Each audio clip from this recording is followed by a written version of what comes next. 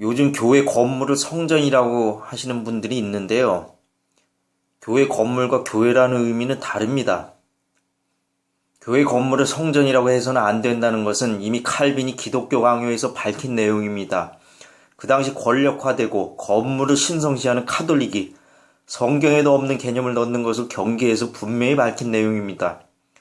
그런데 지금 그런 용어가 교회 큰 건물이라는 겉모양을 자랑하는 인간의 못된 심성을 따라서 다시 생긴다는 것은 중세시대 개념으로 돌아가는 시대 퇴보적 가치관입니다. 그래서 우리라도 용어를 바로 써야 되겠습니다. 교회 본래의 의미가 뭘까요? 헬라어로 에클레시아라고 그랬는데 하나님의 부름받은 백성이란 뜻이죠. 즉 건물이 아니라 사람입니다. 교회 건물이라는 것은 우리가 떨어진 개인에서 공동체적 신앙을 같이 합력하기 위한 공적이면서 부수적인 도구이지 그 자체가 공동체나 성전이 아닌 것입니다. 구약의 성전은 진정한 성전의 실체에 대한 그림자적 역할을 한 것입니다.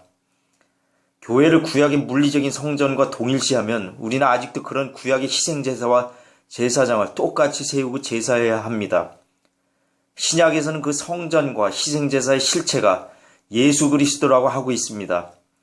성전은 예수 그리스도를 상징하면서 또 그분과 연합된 성도들을 상징한다는 것이 신약에서 말하는 성전의 근본적 의미입니다. 요한복음 2장 21절, 고린도전서 3장 16절을 참조하시기 바랍니다. 교회 건물은 성전이 아니라 공적인 예배와 모임, 성례의 집행장소로서의 부수적인 도구로 쓰일 뿐입니다. 지금 성전은 우리 신자 자신이죠. 즉 크리스찬입니다. 즉 물리적 성전은 사도시대 이후로 신약에선 존재하지 않습니다. 다만 그것이 영적인 의미로 상징화나 더 풍성히 승화가 되는 것입니다. 예수님은 큰 성전을 가지고 자랑하는 유대인들과 제자들에게 돌 하나도 돌 위에 남지 않고 무너진다고 했습니다.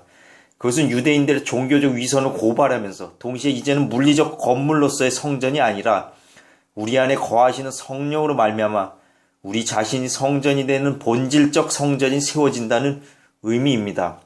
또한 그것을 잘 나타내는 사건이 주후 70년 로마 티투스 장군의 예루살렘 함락과 더불어 된 성전의 무너짐입니다. 그것은 유대인들의 죄악에 대한 심판이기도 하지만 동시에 이제는 구약의 물리적 성전의 시대가 공식적으로 끝났다는 의미입니다. 성경은 성전 건물을 통해 보이는 것을 중시하는 인간의 사고를 경계하고 있습니다.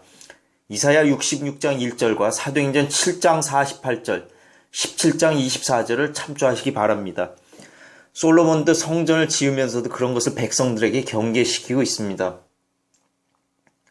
그리고 사실 초대교회 때 핍박받을 때 권력자들의 핍박을 피해 소규모의 가정 규모의 교회들이 있거나 여러 군데 동굴을 파놓고 군인들을 피해 여러 군데 도망다니면서 예배를 하기도 했습니다.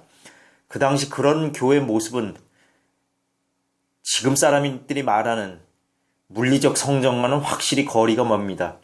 성전이란 말을 쓰는 것은 영적 본질은 망각한 채 교회 사이즈만 들려서 욕심을 채우려고 하는 목회자들의 잘못된 언어적 명분일 뿐입니다.